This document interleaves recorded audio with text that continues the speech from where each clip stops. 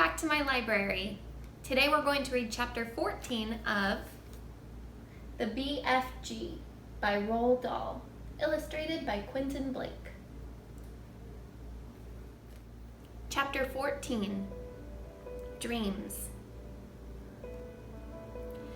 The big friendly giant was seated at the great table in his cave, and he was doing his homework.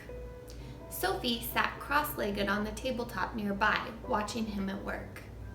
The glass jar containing the one and only good dream they had caught that day stood between them. The BFG, with great care and patience, was printing something on a piece of paper with an enormous pencil. "What are you writing?" Sophie asked him. "Every dream is having its special label on the bottle," the BFG said. "How else could I be finding the one I am wanting in a hurry?" "But can you really and truly tell what sort of a dream it's going to be simply by listening to it?" Sophie asked. "I can," the BFG said, not looking up. "But how? Is it by the way it hums and buzzes?" "You is less or more right," the BFG said. "Every dream in the world is making a different sort of buzzy hum music, and these grand swashbuckling ears of mine is able to read that music." "By music, do you mean tunes?" "I is not meaning tunes." "Then what do you mean?" "Human beings is having their own music, right or left." "Right," Sophie said. "Lots of music." "And sometimes human beings is very overcome when they is hearing wondrous music. They is getting shivers down their spindles. Right or left?" "Right," Sophie said. "So the music is saying something to them. It is sending a message. I do not think the human beings is knowing what that message is, but they is loving it just the same." "That's about right," Sophie said. "But because of these jump-squiffling ears of mine," the BFG said, "I is not only able to hear the music that dreams is making, but I is understanding it also." "What do you mean understanding it?" Sophie said. "I can read it," the BFG said. "It talks to me. It is like a language." "I find that just a little hard to believe," Sophie said. "I'll bet you is also finding it hard to believe in quagwinkles," the BFG said, "and how they is visiting us from the stars." "Of course I don't believe that," Sophie said. The BFG regarded her gravely with those huge eyes of his. "I hope you will forgive me," he said, "if I tell you that human beings is thinking they is very clever, but they is not. They is nearly all of them not munchers and squeak pips." "I beg your pardon," Sophie said. "The matter with human beings," the BFG went on, "is that they is absolutely refusing to believe in anything unless it is actually seeing it right in front of their own schnozzles. Of course quagwinkles is existing. I is meeting them oftenly. I is even chittering to them." He turned away contemptuously from Sophie and resumed his writing. Sophie moved over to read what he had written so far. The letters were printed big and bold, but they were not very well formed. Here is what it said. "This dream is about how I is saving my teacher from drowning. I is diving into the river from a high bridge, and I is dragging my teacher to the bank, and then I is giving him the kiss of death." "The kiss of what?" Sophie asked. The BFG stopped writing and raised his head slowly. His eyes rested on Sophie's face. I is telling you once before, he said quietly, that I is never having a chance to go to school. I is full of mistakes. They is not my fault. I do my best. You is a lovely little girl, but please remember that you is not exactly Miss Know Everything yourself. I'm sorry, Sophie said. I really am. It is very rude of me to keep correcting you. The BFG gazed at her for a while longer, then he bent his head again to his slow, laborious writing. Tell me honestly, Sophie said. If you blew this dream into my bedroom window when I was asleep, would I really and truly start dreaming about how I saved my teacher from drowning by diving off the bridge? More, the BFG said. A lot more. But I cannot be squibbling the whole grot-flunking dream on a titchy bit of paper. Of course there is more. The BFG laid down his pencil and placed one massive ear close to the jar. For about 30 seconds, he listened intently. Yes, he said, nodding his great head solemnly up and down. This dream is continuing very nice. It has a very dory-hunky ending. How does it end? Sophie said. Please tell me. You would be dreaming, the BFG said, that the morning after you was saving the teacher from the river, you was arriving at school and you was seeing all the 500 pupils sitting in the assembly hall and all the teachers as well. And the head teacher is then standing up and saying, I is wanting the whole school to give 3 cheers for Sophie because she is so brave and is saving the life of our fine arithmetic teacher, Mr. Figgins, who was unfortunately pushed off the bridge into the river by our gym teacher, Miss Amelia Upscotch. So, 3 cheers for Sophie! And the whole school is then cheering like mad and shouting, bravo, well done, and forever after that. Even when you is getting your sums all gungs whistled and muggled up, Mr. Figgins is always giving you 10 out of 10 and writing, good work, Sophie, in your exercise book. Then you is waking up.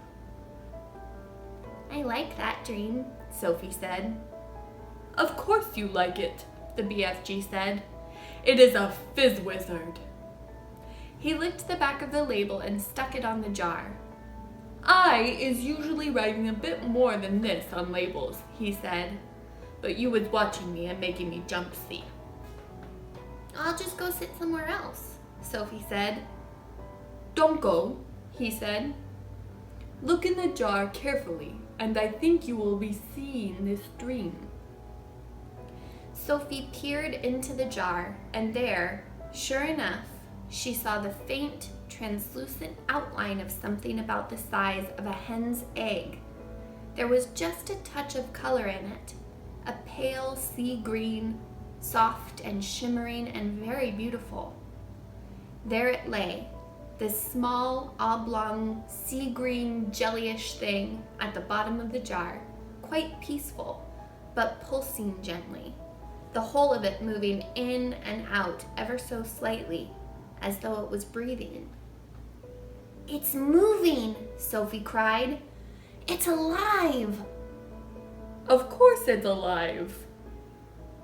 What will you feed it on? Sophie asked.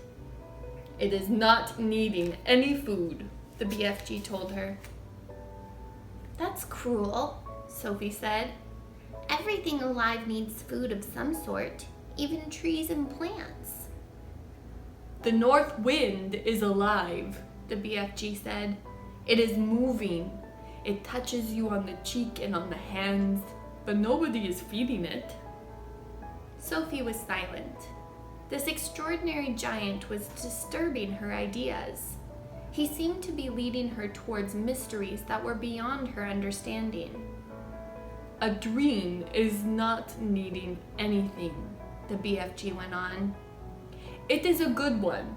It is waiting peaceably forever until it is released and allowed to do its job. If it is a bad one, it is always fighting to get out. The BFG stood up and walked over to one of the many shelves and placed the latest jar among the thousands of others. "Please, can I see some of the other dreams?" Sophie asked him. The BFG hesitated. "Nobody has ever seen them before," he said. "But perhaps after all, I is letting you have a little peep." He picked her up off the table and stood her on the palm of one of his huge hands. He carried her toward the shelves. "Over here is some of the good dreams," he said. "The Fizz Wizards." "Would you hold me closer so I can read the labels?" Sophie said. "My labels is only telling bits of it," the BFG said. "The dreams is usually much longer. The labels is just to remind me." Sophie started to read the labels. The first one seemed long enough to her. It went right around the jar, and as she read it, she kept turning the jar. This is what it said. "Today I is sitting in class and I discover that if I is staring very hard at my teacher in a special way, I is able to put her to sleep. So I keep staring at her, and in the end, her head drops onto her desk and she goes fast to sleep and snorkles loudly. Then in marches the head teacher and he shouts, 'Wake up, Miss Plumridge! How dare you go to sleep in class? Go fetch your hat and coat and leave this school forever. You is sacked.' But in a jiffy, I is putting the head teacher to sleep as well, and he just crumples slowly to the floor like a lump of jelly, and there he lies, all in a heap, and starts snorkeling even louder than Miss Plumridge. And then I is hearing my mummy's voice saying, 'Wake up, your breakfast is ready.'" "What a funny dream," Sophie said. "It is a ring beller," the BFG said. "It's Wopsy." Inside the jar, just below the edge of the label, Sophie could see the putting to sleep dream lying peacefully on the bottom, pulsing gently, sea green like the other one, but perhaps a trifle larger. "Do you have separate dreams for boys and girls?" Sophie asked. "Of course," the BFG said. "If I is giving a girl's dream to a boy, even if it was a really wopsy girl's dream, the boy would be waking up and thinking what a rot-bungling, grink-sludging old dream that was." "Boys would," Sophie said. "These here is all girls' dreams on this shelf," the BFG said. "Can I read a boy's dream?" "You can," the BFG said, and he lifted her to a higher shelf. The label on the nearest boy's dream jar read as follows: "I is making myself a marvelous pair of suction boots, and when I put them on, I is able to walk straight up the kitchen wall and across the ceiling. Well, I is walking upside down on the ceiling when my big sister comes in, and she is starting to yell at me as she always does, yelling, 'What on earth is you doing up there walking on the ceiling?' And I looks down at her and I smiles and I says, 'I told you you was driving me up the wall, and now you has done it.'" "I find that one rather silly," Sophie said. "Boys wouldn't," the BFG said, grinning. "It's another ring beller. Perhaps you has seen enough now." "Let me read another boy's one," Sophie said. The next label said, "The telephone rings in our house, and my father picks it up and says in his very important telephone voice, 'Simpkins speaking.' Then his face goes white, and his voice goes all funny, and he says, 'What? Who?' And then he says, 'Yes, sir, I understand, sir, but surely it is me you is wishing to speak to, sir, not my little son." My father's face is going from white to dark purple, and he is gulping like he has a lobster stuck in his throat. And then, at last, he is saying, "Yes, sir. Very well, sir. I will get him, sir." And then he turns to me, and he says in a rather respectful voice, "Is you knowing the President of the United States?" And I says, "No, but I expect he is hearing about me." Then I is having a long talk on the phone and saying things like, "Let me take care of it, Mr. President. You'll bungle it all up if you do it your way." And my father's eyes is goggling right out of his head. And that is when I is hearing my father's real voice saying, "Get up, you lazy slob, or you will be late for school." "Boys are crazy," Sophie said. "Let me read this next one." Sophie started reading the next label. I is having a bath, and I is discovering that if I press quite hard on my tummy button, a funny feeling comes over me, and suddenly my legs is not there, nor is my arms. In fact, I has become absolutely invisible all over. I is still there, but no one can see me, not even myself. So my mummy comes in and says, "Where is that child? He was in the bath a minute ago, and he can't possibly have washed himself properly." So I says, "Here I is." And she says, "Where?" And I say, "Here." And she says, "Where?" And I says, "Here." And she yells, "Henry, come up quick." And when my daddy rushes in, I is washing myself, and my daddy sees the soap floating around in the air. But of course he has not seen me, and he shouts, "Where are you, boy?" And I says, "Here." And he says, "Where?" And I says, "Here." And he says, "Where?" And I says, "Here." And he says, "The soap, boy, the soap. It's flying in the air." Then I press my tummy button again, and now I is visible. My daddy is squiffy with excitement, and he says, "You is the invisible boy." And I says, "Now I is going to have some fun." So when I is out of the bath and I have dried myself, I put on my dressing gown and slippers, and I press my tummy button again to become invisible, and I go down into the town and walk in the streets. Of course, only me is invisible, but not the things I is wearing. So when people is seeing a dressing gown and slippers floating along the street with nobody in it, there is a panic with everybody yelling, "A ghost! A ghost!" And people is screaming left and right, and big strong policemen is running for their lives, and best of all, I see Mr. Grummet, my algebra teacher, coming out of a pub, and I float up to him and say, "Boo!" And he lets out a frightsome howl and dashes back into the pub, and then I is waking up and feeling happy as a quiff squiddler. "Pretty ridiculous," Sophie said. All the same, she couldn't resist reaching down and pressing her own tummy button to see if it worked. Nothing happened. "Dreams is very mystical things," the BFG said. "Human beings is not understanding them at all. Not even their brainiest professors is understanding them. Has you seen enough?" "Just this last one," Sophie said.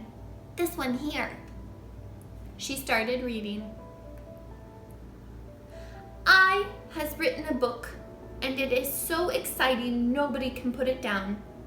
As soon as you had read the first line, you is so hooked on it you cannot stop until the last page. In all the cities, people is walking in the streets, bumping into each other because their faces is buried in my book, and dentists is reading it and trying to fill teeths at the same time, but nobody minds because they is all reading it too in the dentist's chair. Drivers is reading it while driving, and cars is crashing all over the country. Brain surgeons is reading it while they is operating on brains, and airline pilots is reading it and going to Timbuktu instead of London. Football players is reading it on the field because they can't put it down, and so is Olympic runners while they is running. Everybody has to see what is going to happen next in my book, and when I wake up, I is still tingling with excitement at being the greatest writer the world has ever known, until my mummy comes in and says, "I was looking at your English exercise book last night, and really, your spelling is atrocious. So is your punctuation." "That's enough for now," the BFG said. "There is dillions more, but my arm is getting tired holding you up." "What are all those over there?" Sophie said. "Why have they got such tiny labels?" "That," the BFG said, "is because one day I is catching so many dreams, I is not having the time or energy to write out long labels. But there is enough to remind me." "Can I look?" Sophie said. The long-suffering BFG carried her across to the jars she was pointing to. Sophie read them rapidly, one right after another. "I is climbing Mount Everest with just my pussycat for company. I is inventing a car that runs on toothpaste. I is able to make the electric lights go on and off just by wishing it. I is only an 8-year-old little boy, but I is growing a splendid bushy beard, and all the other boys is jealous. I is able to jump out of any high window and float down safely. I has a pet bee that makes rock and roll music when it flies." "What amazes me," Sophie said, "is how you ever learned to write in the first place." "Ah," said the BFG. "I has been wondering how long it is before you was asking me that." "Considering you never went to school, I think it's quite marvelous," Sophie said. "How did you learn?" The BFG crossed the cave and opened a tiny secret door in the wall.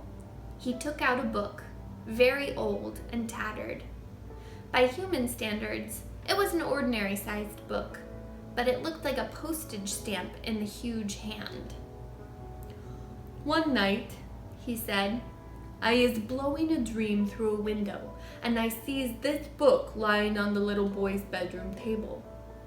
I wanted it so very badly, you understand, but I is refusing to steal it. I would never do that." "So how did you get it?" Sophie asked. "I borrowed it," the BFG said, smiling a little. "Just for a short time I borrowed it." "How long have you had it?" Sophie asked. "Perhaps only about 80 years, the BFG said.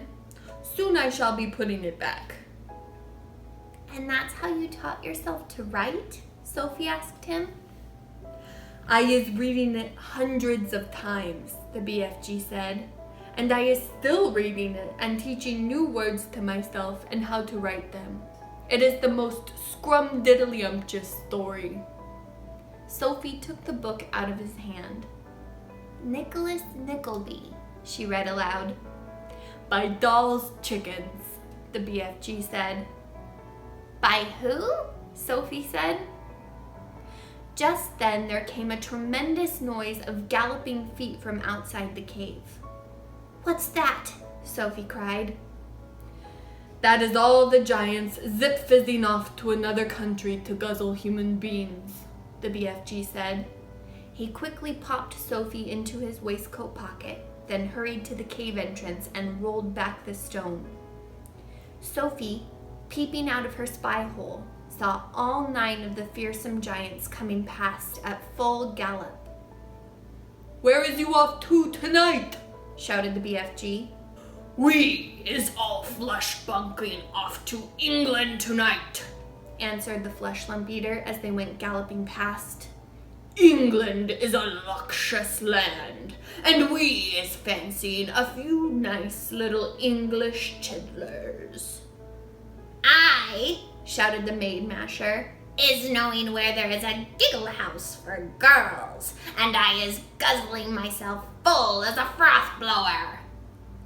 "And I knows where there's a boggle box for boys," shouted the gizzard gulper. "All I has to do is reach in and grab myself a handful. English boys is tasting extra liquishy." In a few seconds, the 9 galloping giants were out of sight. "What did he mean?" Sophie said, poking her head out of the pocket. "What is a giggle house for girls?" "He is meaning a girls' school," the BFG said. "He will be eating them by the bundle." "Oh no," cried Sophie. "And boys from a boys' school," said the BFG. "It mustn't happen," Sophie cried out. "We've got to stop them. We can't just sit here and do nothing." "There's not a thing we can do," the BFG said. "We is helpless as horse feathers." He sat down on a large, craggy blue rock near the entrance to his cave. He took Sophie from his pocket and put her beside him on the rock. "It is now quite safe for you to be outside until they is coming back," he said. The sun had dipped below the horizon, and it was getting dark. And that's the end of chapter 14. There were some lovely dreams talked about in this chapter. What's the best dream you have ever had? Make sure you like and subscribe so you're here for the next chapter. See you soon.